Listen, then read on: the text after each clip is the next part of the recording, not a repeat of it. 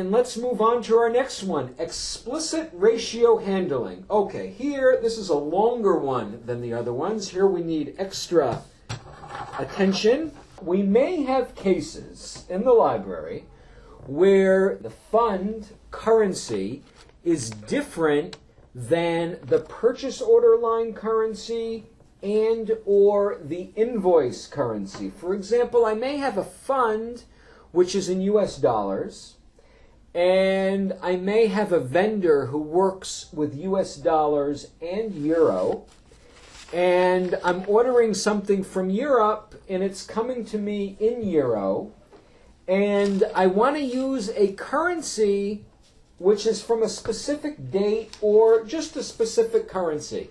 For example, I want to take a currency of €5 to $1, which is very not true, but just for the sake of a currency, €5 to $1, even though it may currently be €4 to $1 in my currency table, perhaps because at the time my budget was updated, that was the currency. For whatever reason, I want to use a different currency, and we're going to call that the explicit ratio handling. Here we are going to show, as we go along, the PowerPoint presentation, which I often say that, and in the end I don't use it, but we'll try in any case. So like we said here, the currency A and the invoice currency B are different. As the example, euro and dollars. Let's go into Alma and start working. So let's say, for example, I'm going to go into my list of funds and ledgers. And let's say here I have one called Library Science. Great. So here we have 00 Library and Information Science is an allocated fund, and the balance is in US dollars. I have a vendor who can work in US dollars and in euro. Let's take a look at that vendor very quickly. Vendors. And let's take by chance the YLK International Library vendor supplying all your library materials since 1948. Edit. And here, all currencies. Here I define the vendor currencies that he can use. I can choose either one currency or I can say all of them. In any case, here he can use all currencies. Okay, now let's order something. We'll open a brand new record instead of first taking one right out of our repository search. File new Mark 21 bibliographic.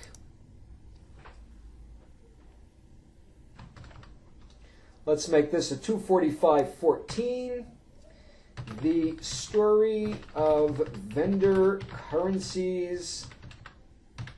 You'll have to excuse my spelling. Vendor currencies and explicit ratios. 245.14 with our non-filing indicator. And let's make a purchase order line. This will be for a print book one time, though it works for any type of purchase type. We'll make the Yoel Institute for Library and Information Science be the purchase line owner. We'll use one of these templates and create a purchase order line. All right, now, our list price will be in euro. We'll say this is 10 euro. So here it's also 10 euro. 10, gonna 10 euro. Let's remove this one. Add here the same fund we saw a moment ago, which is Library and Information Science. 10 euro, add fund. 10 euro, 10 euro, order now.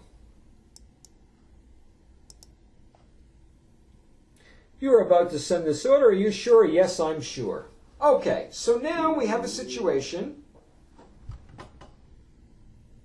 where the currency of the purchase order line is different than the currency of the budget. Again, we'll look first at the purchase order line. Okay, the story of vendor currency and explicit ratios. This is in euro. This is purchase order line 5024, and it's in euro. And we have our budget in US dollar. Now we're going to create the invoice. Create invoice manually, but it doesn't matter how we do it. Here we're going to say the total amount is 10 euro. Invoice number will be whatever we want, but we'll put 2013, February 7th, which happens to be today's date. Vendor. The vendor was the 00YLK. The invoice date will also be today. And let's pay it with cash, though that really doesn't matter for our purposes. Let's say it's prepaid, even though that doesn't matter for our purposes, and 10 euro. So here we've got 10 euro. We haven't yet linked it to the purchase order line, but the main point now is we're using euro. Save and create invoice lines. Okay, now we're going to add an invoice line here. You can notice here it's also giving us all of the 4 additional purchase order lines in euro. Add invoice line. And let's choose the purchase order line, which we just had a moment ago, 5024. The story of vendor currencies and explicit ratios. There she is, 10 euro. Add and close. Great. Let's go back and take a look now. Summary. Euro. And here we have our new section, new to the February release, explicit ratio. Open, close the explicit ratio section.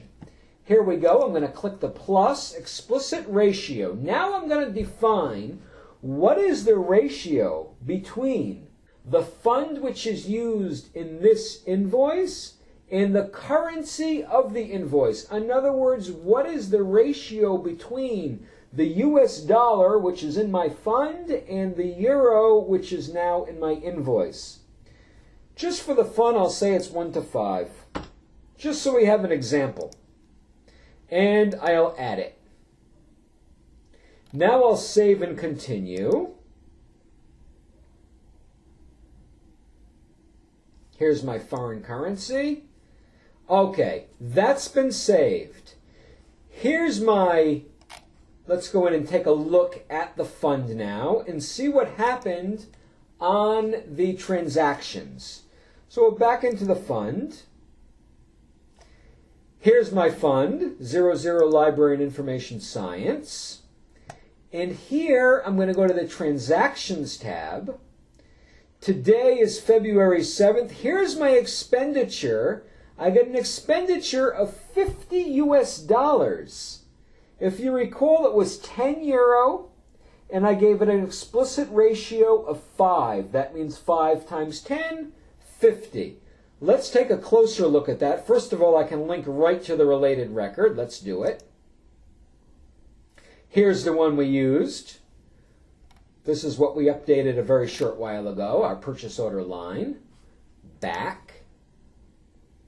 And let's view the transaction here. And we can see explicit ratio yes was used. The source amount was 10 euro. That's what we had in our purchase order line. It's also what we had in our invoice. My exchange rate is 5. My total amount, 50. Okay. That concludes the use of the explicit ratio. And we can run through the PowerPoint just to make sure we've got everything that we covered. Yes, we saw we had euro here. We went into the explicit ratio. We made the ratio 5. Then we saw here in the transactions tab of the fund that it's 50, and that's because, like we pointed out, it's 10 euro, 5 for our ratio, came out to 50, and here it is. And it also says explicit ratio, yes. Okay, that concludes the February release development on the explicit ratio handling. Thank you very much, and we look forward to seeing everybody for the March release.